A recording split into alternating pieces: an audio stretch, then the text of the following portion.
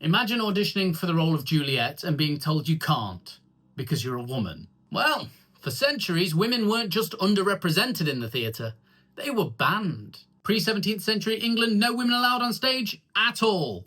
Who played Juliet? A young boy. Who played Lady Macbeth? A man. I think this probably accounts for the lack of snogging in Shakespeare plays. Why the ban?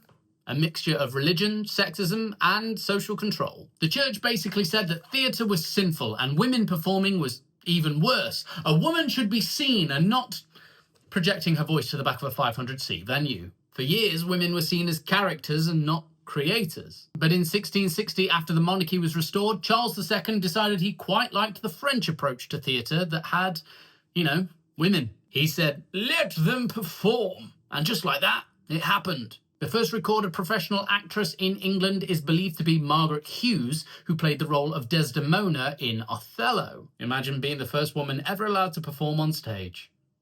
No pressure. And suddenly, actresses became celebrities. People like Nell Gwyn and Elizabeth Barry didn't just become great actresses, they became influential. This movement introduced the breeches role, where women played men, which is now a staple of British theatre. But let's not romanticise this. These women were heavily objectified. Their success relied on their beauty, reputation, and the powerful men behind them. Women being on stage is one thing, but women writing the stories was the next step.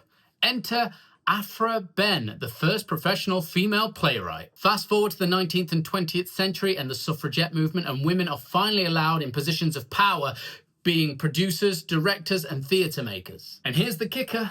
England was really late to the party.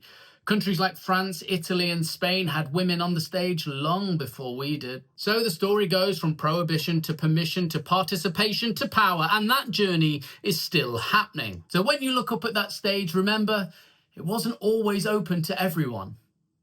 But we're getting there.